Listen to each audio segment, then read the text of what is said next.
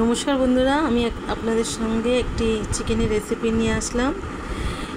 এই মিক্সির জারটা যেটা দেখলেন, ওর মধ্যে আমি পেঁয়াজ, কাঁচা লঙ্কা, আদা, রসুন, টমেটো কড়াইতে একটু হালকা ভেজে নিয়ে পেস্ট করে রেখেছি। আর কড়াইয়ের মধ্যে আবার একটু তেল দিয়ে ওর মধ্যে চিকেনের টুকরোগুলো দিয়ে দিয়েছি, একটু হালকা ভাজা ভাজা করে নেব।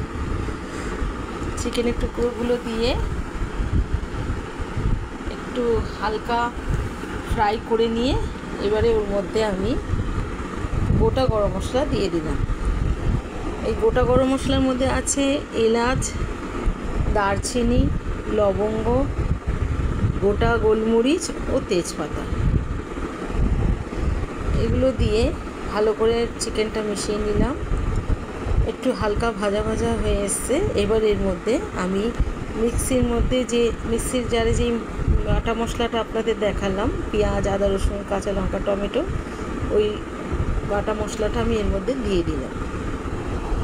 দিয়ে আমি ভালো করে একটুখানি মিশিয়ে নিলাম। মেশানো হয়ে গেছে।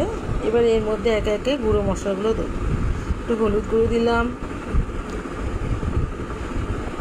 এবার আমি এর মধ্যে দেবো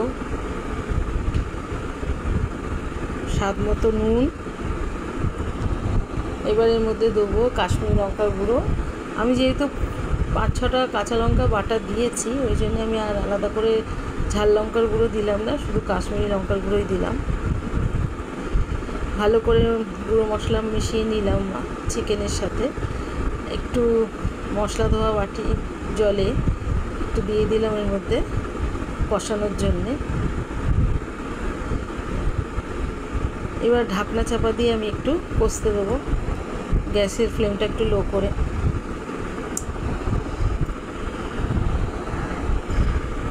মাঝে আমি আর একবার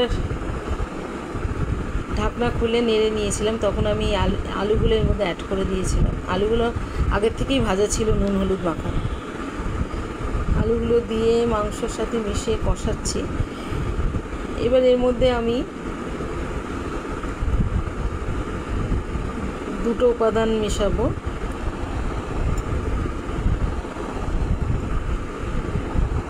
একটু আমি এর মধ্যে কেওড়া ওয়াটার দিলাম। কেওড়া ওয়াটার দিলে ওই ফ্লেভারটা খুব সুন্দর ছাড়বে।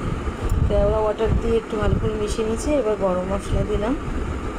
গরম মশলা দিয়েও আমি ভালো করে মিশিয়ে নেব।